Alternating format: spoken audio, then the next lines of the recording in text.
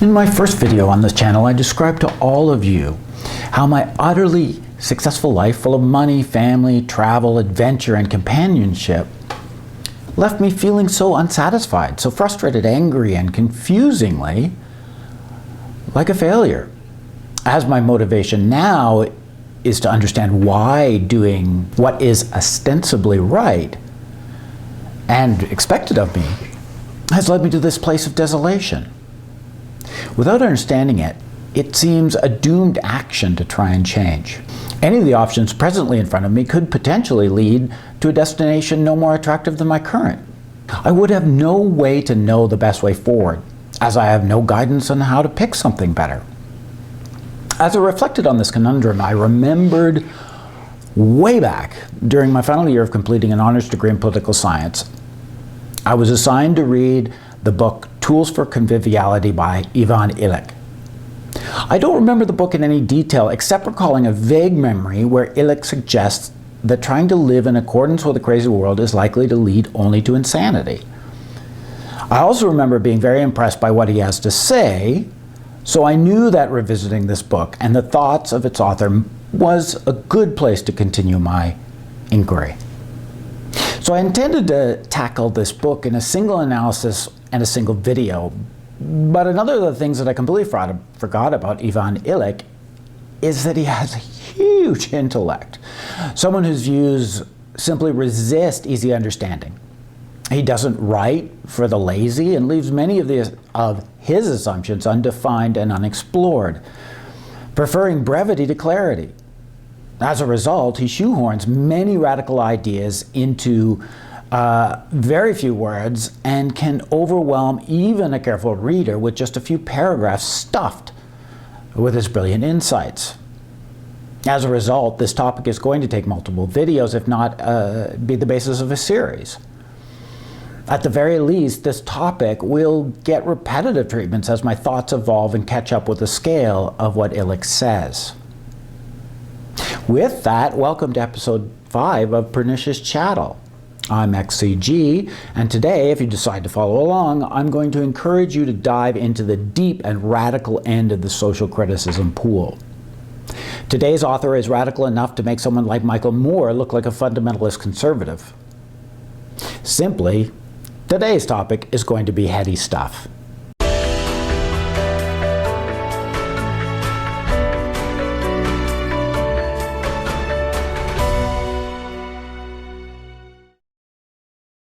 I also want to clarify what I think I'm trying to accomplish with this video essay. I'm not trying to present an accurate picture of Illich and his thoughts. Rather, I'm trying to understand his perspective and then apply it to my world. An analogy might be to imagine Illich's thought as a pair of prescription glasses. And what I'm trying to do is put his glasses on and see what he sees. I expect that this video essay will deviate from any analysis Illich himself might generate. I am interested in how Illich is inspiring me more than what specifically Illich thought about any topic. And I guess you need to keep in mind that Illich was a giant intellect, and I can claim nothing of the sort. Also, before I begin discussing the book, Tools for Conviviality, I will need to start by introducing the author, philosopher, theologian, and Catholic priest, Ivan Illich. He was a well-known intellectual, particularly in the 1970s, but he was far from a household name. I suspect that any big audience would have a majority of people who have never heard of him. Ivan Illich was born in 1926 in Vienna, Austria. His father was a successful civil servant and a diplomat who came from Dalmatia. Dalmatia is now part of Croatia, if I'm not mistaken, but at the time it was a part of the Austrian-Hungarian Empire. His mother was of German Jewish background, but her family had converted to Christianity. And Ellen converted to Catholicism as a result of her marriage. With the rise of the Nazis, Ellen, Ivan, and his siblings immigrated to Florence, Italy. It was in Italy that Ivan was educated with a PhD in medieval history and where he studied theology and philosophy as a part of his preparation to become a Catholic priest. He was ordained to the priesthood in 1951. He spent some of his career serving the church in Puerto Rico and Mexico, although he was a highly controversial figure due to his criticisms of the Vatican. Illich disliked the Vatican's attempt to influence Latin American politics. He was a proponent of separation of church and state. Strangely, for a Catholic priest, he was opposed to imposing one's cultural beliefs onto people in the Third World. He resigned from active priesthood in 1961, but continued to affirm his Christianity and refer to himself as a priest. According to Wikipedia, his life-work thesis is that Western modernity prevents Christianity, and whether as a parallel effect or because of his belief in the primacy of Christ, modernity also perverts humanity and perverts our communities. I don't consider myself a Christian and would probably identify as anti-organized religion. I am, I would say, an agnostic and at times rigidly anti-theist, even if I do, on principle, try to avoid being a fundamentalist. Nonetheless, Illich is one of those Christian thinkers who I respect to the point of being slightly in awe of him. His religious beliefs and education seem to have equipped him to stand outside of modern society and criticize what he sees with a level of clarity that most of us can never hope to achieve. Illich published Tools for Conviviality in 1973, and most commentators would suggest that the overall message of his work is very prescient, that the key criticisms he levels at the modern world and our relationship to our tools has become even more pronounced and concerning during the 50 years since writing it. He is taking on the modern world very directly, but doing it at a time before the distortions of our traditional culture became as concerning as they currently are. When you see the destruction of civil discourse, the spread of alienation, the growth of anxiety and depression, and the manic spread of conspiracy theories that replace any commonly held community beliefs, any sensitive person would need to be concerned about where our world is going and how our tools and technologies seem to be driving these changes. When I first read this book, which was way back in the 1990s, I did struggle to see clearly his criticism. But this time through, I've really found his concerns smack me right in the face with a simple truth. I'm still struggling sometimes to comprehend the logical implications of his criticisms, but I fundamentally do trust the importance of his conclusions and his suggestion that we need to radically reorganize our world. As you can imagine from the book's title, Tools for Conviviality, to understand this book, it is critical to understand what Illich means by the terms convivial and by the term tools. On the first, conviviality, Illich is talking about what it is to be human and to be in a relationship with ourselves and in a relationship with our community in a truly human way. Convivial is an adjective that describes something as being lively, friendly, or enjoyable. For instance, you can describe a party as a convivial party. But his use of the term is a bit broader as he is describing something that enhances how humans experience the world and how they live in positive relations with one another. When something is convivial, it enhances human experience and it strengthens the community. One way to identify Illich's meaning for conviviality is not by what conviviality is, but rather by what it is not. He says, quote, when it distinguishes the free use of the natural abilities of society's members, when it isolates people from each other and locks them into a man-made shell, when it undermines the texture of community by promoting extreme social polarization and splintering specialization, or when cancerous acceleration enforces social change at a rate that rules out legal, cultural, and political precedents as formal guidelines to present behavior. Something is convivial then when it encourages individuals to use their own abilities, when it brings people together, when it supports community growth, and when it doesn't force an arbitrary and perhaps unwanted or at least unintended social change. Something is convivial when it benefits everyone with the same amount of fairness. and doesn't disadvantage or strip current beliefs from some groups in excess of the benefits it generates for others. It is a matter of its morality, the experience it generates, and the short and long-term effects it has. A second definition that Illich uses is the word tools. Again, he means this in the broadest possible sense. A tool in his usage is any implement, process, or organization that humans use to generate an outcome. As he writes, quote, I use the term tool broadly enough to include not only simply hardware, such as drills, pots, syringes, brooms, building elements, or motors, and not just large machines like cars or power stations. I also include among tools productive institutions such as factories that produce tangible commodities like cornflakes or electric current, and productive systems for intangible commodities such as those which produce education, health, knowledge, or decisions. I use this term because it allows me to subsume into one category all rationally designed devices, be they artifacts or rules, codes or operators, and to distinguish all these planned and engineered instrumentalities from other things such as basic food or implements, which in a given culture are not deemed to be subject to rationalization. This definition of tools captures much of, if not all, of human organized activity. Any system of organization built with a purpose in mind can fit within Illich's definition. Likewise, any artifact that is meant to be used by an individual or by a group in order to amplify or direct or enhance human action falls within his definition. I would argue that it captures almost everything that human beings do that makes us different from most other animals.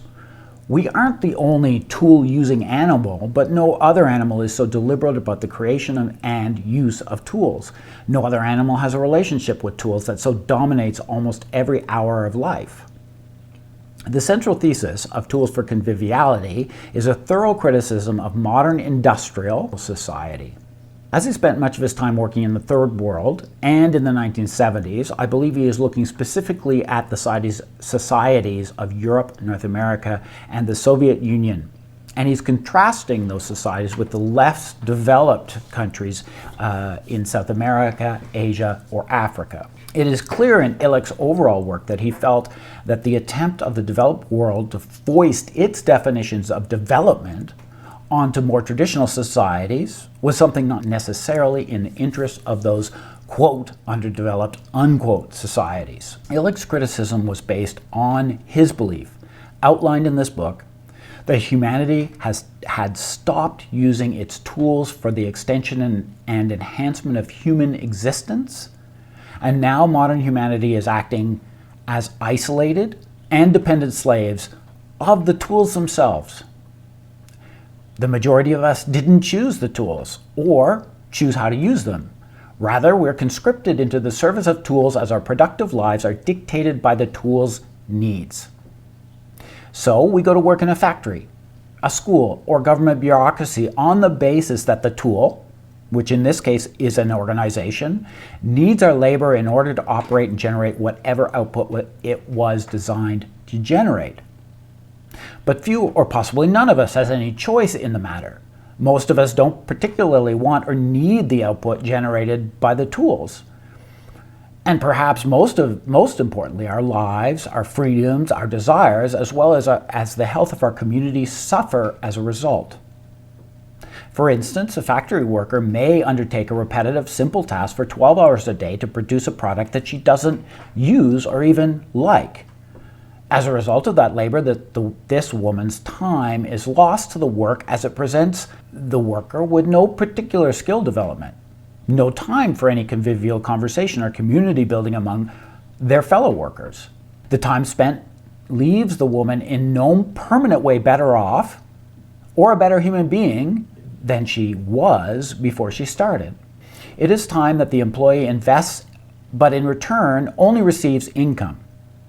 That income, in turn, only provides the opportunity for the worker to purchase other goods that are produced by other tools, by factories, farms, an advertising agency, a TV store, and etc. Some of these purchases are for the purpose of basic survival goods, but many purchases only serve to generate the pleasure of consumption without any other tangible benefits. As such, the role of the factory worker has been reduced to a pure cog in the capitalist economy.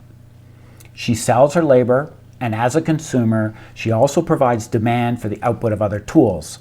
This person's life then is almost entirely servile to tools, rather than the tools serving the human in any specific way. Life becomes an endless, repetitive series of labor, then consumption, then labor again, without any choice being given to the participants themselves. Personal freedom is removed and the life is prescribed. Personal freedom is extinguished, but the tools in any large system that the tools creates are guaranteed to continue to operate. Any goals, aspirations, or dreams of the individual human is irrelevant to the continued operation, and it's irrelevant to the developing direction of the tools/systems that we all serve. Illich also argues that our use of tools is destructive to community. So, by reducing the scope of our freedom and choices, it destroys the independence of individuals, but also takes away part or all the creative energy from a community. Our use of tools separates us into smaller and smaller castes of specialization and thereby fragments any sense of a larger community. An example of this is modern schooling. Everyone has to participate at some level by legal compulsion. Success of that participation then generates a title and specialization onto the participant. The person becomes a high school graduate, a university graduate, a PhD, a doctor, an engineer, a lawyer, or if the person fails to successfully participate, then they become a dropout. That specialization will dictate what an individual can or cannot do and labels the individual as fundamentally different from others who passed successfully through the system but on a different track, or failed to pass through the system successfully. So an engineering graduate is offered a limited number of roles in his community, and those roles are closed to anyone who doesn't have the certification of the accredited school, even if a person may have developed the education and skills independently of the school. Likewise, a person who drops out without completing a course of study becomes labeled as a dropout and is denied many opportunities for the productive contribution to their community. So the tool, school, dictates that some individuals are given opportunities, and it limits others, all the while creating and appending labels on individuals that differentiates them from everyone else in their community. It quite literally creates separations, unequal distribution of benefits, and fragments any community sense of common cause. Whereas schooling was originally conceived as a tool to provide mass education to communities, it has been demonstratively failed to consistently raise the knowledge level of all participants and may actually destroy the intellectual capacity or potential of many participants through teaching nationalist ideology and other types of indoctrination. Schooling is far from any guarantee of creativity or even consistently a support to human capacity. I find Illich's basic critique of the modern world in this way extremely clear-headed and frankly devastating. In my own life, I worked for 25 years as an employee, a salesman, a marketer, and a manager of a tobacco business. Clearly, the benefits of my labor was undermined by the negative social cost to both individuals and to community health. I was allowed to sell my labor to the company based on my educational attainment. I would never have been hired without a university degree, nor promoted to senior management without an MBA. So my service to my employer/tool was first facilitated and allowed by my successful service to other tools/institutions. My life in this way was a type of slavery to a series of tools that I neither chose nor actively consented to. In both the choice of going to school and in going to work, I didn't act out of my own preference, but because I perceived that there was no other choice, I was told it was a requirement to achieving a successful life. My service to my company took me around the world and separated me from my extended family, friends, and anything I would have ever considered a community. Properly speaking, I would never have stated that I was part of a community at all unless I were to define my coworkers as a community. My service did allow me to develop new skills, but many of the skills are completely useless outside of the service of my company or another company like it. They aren't skills that either I nor any other wider community could benefit from. Rather, the skills are to the benefit of the company I work for, or, in other words, to the benefit of the tool that I served. So I can't say that my service ever helped me to become a better person. Certainly not more fully realized, independent person. At the end of my term of service, the benefits I received were a series of numbers on a spreadsheet. That spreadsheet was held by a bank, which is a tool, to be used by myself and my family in the consumption of the output of other companies/tools, whether that be cars from an auto manufacturer or movies from a movie theater. This money provides me some guarantee of survival and comfort, but it is important to my wider community only as it provides a strong support to future consumption and allows the tools, the economy, to continue to exist and grow. The benefits to my community, on the other hand, are ill-defined and perhaps in a negative, depending on how you measure the value of community health. In my case, I can clearly see why Illich would argue that my service to a cigarette manufacturer was hardly convivial to overall human enhancement. But the power of Illich's critique is that it lays bare and destroys any argument that modern capitalism is somehow supporting freedom. There was never an aggressive coercion applied to me, and I was free to choose to sell my labor to whatever company/tool I wanted. But there is incredible coercion applied to someone who wants to drop out of the system altogether. Without participation, people are barred from access to food, to clothing, to safe and comfortable lodging, and subject to severe social judgment, even if they can meet all of their basic needs without participation. Capitalism guarantees absolute freedom to do whatever you want as long as what you do is you participate in the system as it exists and according to the rules that it applies. I can also neatly apply Illich's concern with modern tools to my emotional experience with living in a modern society. During my entire life, I suffered from a strong sense of dissatisfaction with my life. This dissatisfaction expressed itself in many ways, from my inability to avoid self-destructive addictions, to unsatisfying relationships, to debilitating anxiety, to a persistent sense of underachieving my potential, and a chronic, exhausting effort to achieve what I perceived to be a better future.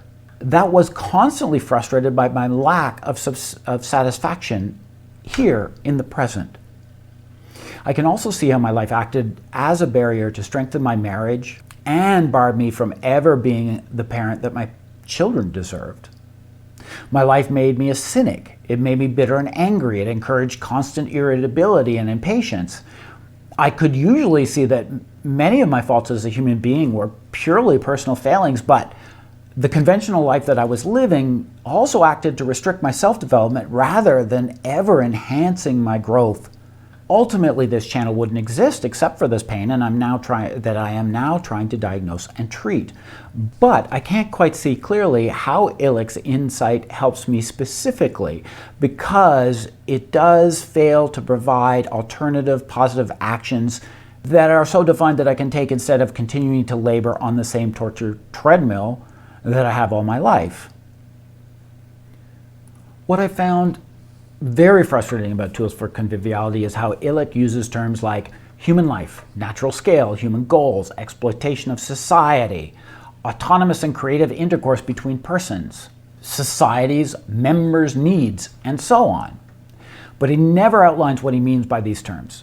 As a result, the reader is left to speculate to a degree on exactly what defines something as convivial. These terms might have a much different definition among different societies or individuals. Perhaps remembering that Illich is a devout Catholic who developed these ideas when lecturing to religious missionaries does allow us to narrow down these definitions as what is human, what is natural scale, and perhaps how a community is defined. The Church does have strong dogma to define humanity, and right action can be guided by Catholic theology. Unfortunately, as a non-Catholic and someone who only became an adult decades after Illich's time of writing, I can't rely on assumptions about what he means and either need to study more of his books or hazard a guess based on the tone and overall message of his thesis. What I can apply from the book is a powerfully disruptive perspective. Illich's conviviality definition does place a value on action without reverting to the trite capitalist measures of GDP, personal productivity, net worth, and other money-based measures of human value. Illich is inviting me to inquire about what makes me an authentic human being and to use these features as a metric to judge the value of my life. Is my productive life helping me become a better human being? Am I becoming wiser, better educated, and smarter? Am I strengthening my current relationships and acting to help my family become happier and healthier? Am I building new friendships, forging new links to a community where I'm a valued and contributing member? Most importantly, how do I feel about how I'm spending my time? Am I proud of what I'm trying to accomplish? Am I happy or proud with the results? Do I feel more or less satisfaction at the end of the day?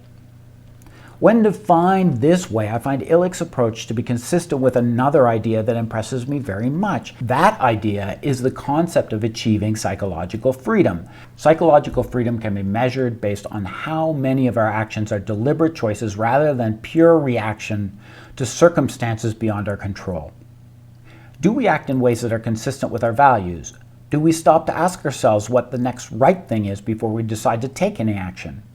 A psychologically free human being will act only once that person has thought about the consequences of their action.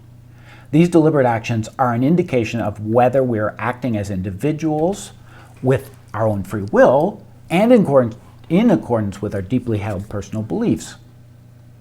Whereas a person without psychological freedom will react to situations without thinking and often generate outcomes that make the situation worse rather than better.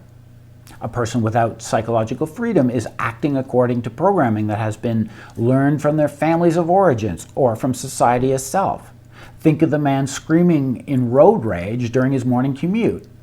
He is acting based on a strong emotional response to frustration and being thwarted. But his reaction isn't a choice, it is a mindless response.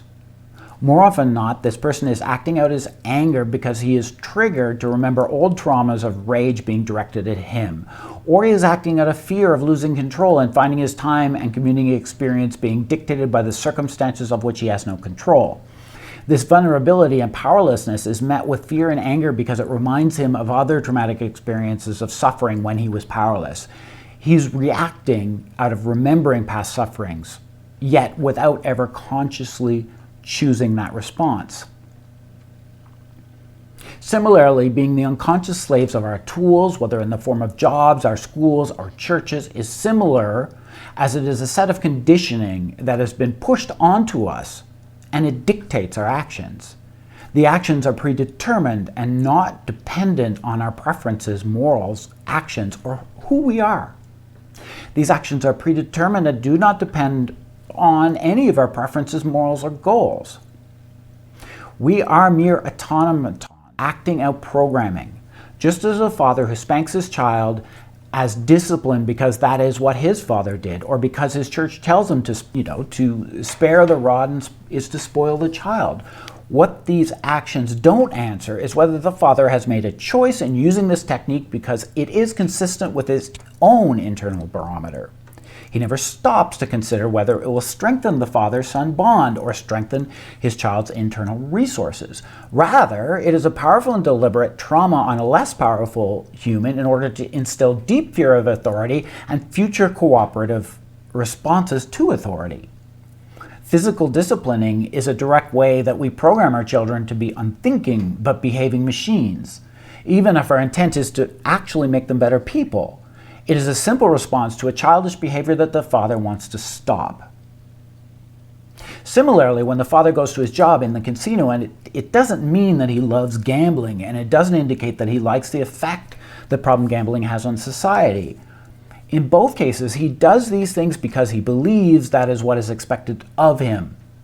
That an often indeterminate outside authority expects him to, quote, support his family, unquote, or, quote, be a tax-paying productive member of society, unquote. In this way, he is no more consistent with a self-directing human being than he is consistent with a barnacle growing on a ship or a dandelion seed blowing in the wind. If humanity is different because it is a conscious, self-directing, and tool-using species, then a man acting according to externally provided programming fails at being human. He has become a slave to the tools he serves and has fully complied with his fate. I also believe that Illich is right that a happier, healthier, and more satisfying life is consistent with using convivial tools. That is a life where activities are chosen based on a careful consideration of balance, of nature, and of authentic, autonomous, personal values. The option of living according to socially defined norms is to jettison most of what makes it so appealing to be human. It seems self-evident that a person can't help but be more satisfied with a life that is consistent with humanity, developed by millions of years of successful evolution rather than a few hundred years of partially understood science and technology.